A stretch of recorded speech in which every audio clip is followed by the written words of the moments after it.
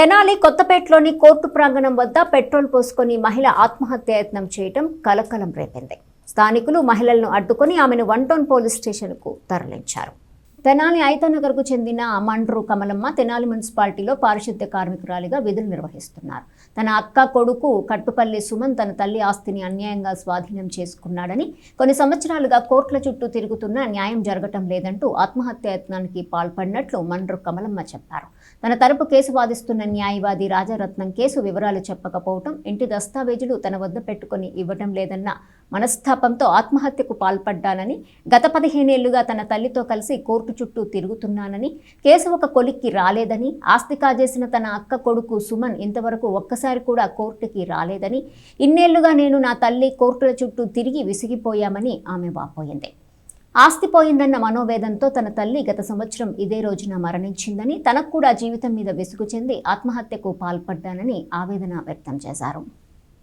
పోయిన సంవత్సరమే చనిపోయింది. కేసు వేసిందయ్యా. కట్టుపల్లి సుమన్ అనే అతను మా అమ్మమ్మ మోసం చేసి రాయించుకున్నాడు. ఇన్ని సంవత్సరాల్లో ఎప్పుడూ కూడా కోర్టుకు హాజరుపడలేదు. రాపించుకుని పెళ్లి చేసుకుని బెంగళూరు వెళ్ళిపోయి ఉన్నాడయ్యా.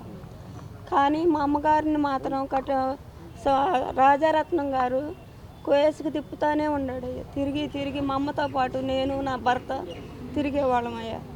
కానీ న్యాయం అనేది జరగలేదయ్యా. నిన్న కూడా 2000 ఇస్తే కేసు నీ పేరు ఎక్కిస్తానని చెప్పాడయ్యా రాజారత్నం, కనపర్తి రాజారత్నం. మా అమ్మని ఏడ్చి అయ్యా నా కాగితాలు అని ఎంతో అడిగింది, అయినా ఇవ్వలేదు. ఆయన చుట్టూ తిప్పించుకుని మరి కేసు సంగతి ఏందని మమ్మల్ని మోసం చేస్తానే ఉన్నాడు. సముద్రాల కన్నాను ఉన్నాడయ్యా. పేపర్కి ఇచ్చానని 3500 తీసుకున్నాడు రాజారత్నం. తీసుకుని కొద్దిగా ఆ మీటర్ కూడా నా దగ్గరే ఉందయ్యా. మరి ఇన్నిసార్లు అయినా అతను ఎందుకు రాలేదు, అవసరపడలేదు, మాకు ఎందుకు న్యాయం జరగలేదని నేను అడిగానయ్యా. అడిగితే ఇది సివిల్ కేసు ఇంకా పట్టిద్దంటే కొంతమంది లాయర్లు అన్నారు, మామూలుగా అయితే 6 నెలల్లో తేలాలి, ఇది మీకు ఎందుకని ఇన్ని సంవత్సరాలు పట్టిందని హేళనగా మాట్లాడారు. 16-17 సంవత్సరాలు అవుతుందయ్యా మా కేసు. మరి ఉండాది లేనిది తెలీదు మాకు. మరి మేమేం చేయాలో నాకు తెలియట్లా.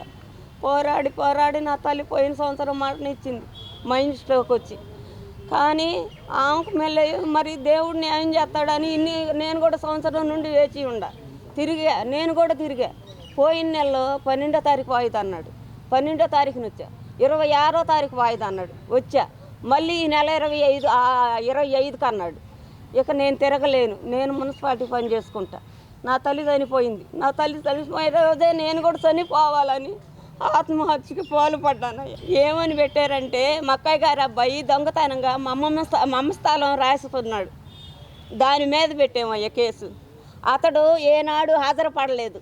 కానీ వాడే నాదంతా ఇల్లు నాకు పేరుని రాసిందని వచ్చి తాళాలేసి సంవత్సరం మట్టి మా అమ్మగారి చనిపోవటంలో ఇంట్లో తరబడ్డాడు. కట్టుపల్లి సుమను మా అక్కయ్య గారు చిన్న కొడుకు. సంవత్సరం నుండి అయ్యా ఇదేంటి పరిస్థితి అంటే నీకు దిక్కుండా కాడ చెప్పుకన్నారు. నా దిక్కు అయితే నేను ఇన్నాళ్ళ మట్టి కోర్సు తిరుగుతున్నాను, అన్ని శాతం చేసుకుంటే అయ్యా నేను మరి ఇట్ట అన్నాడంటే వాడదేముంది అట్ట చేస్తాను అని సవాళ్ళు కొట్టాడు. మార్చుకోవటానికి మా స్టాంపులు ఇవ్వలేదు కయ్యా. మా అమ్మగారి స్టాంపులు తల్లాపల్లి సంతోషం గారి స్టాంపులు ఆయన దగ్గరే ఉండే. రాజారత్నం గారు ఇవ్వలేదు. అడిగి మా అమ్మ ఎక్కడుంటే అక్కడికి వెళ్ళేది. లాస్ట్కి కాలేజీ రోడ్డుకి వెళ్ళాడు. మా అమ్మగారు మామూలుగా నీ కొడుకు నన్ను చెప్పి మోసం చేశాడు, నన్ను మోసం చేశాడు నీ తమ్ముడిని అని.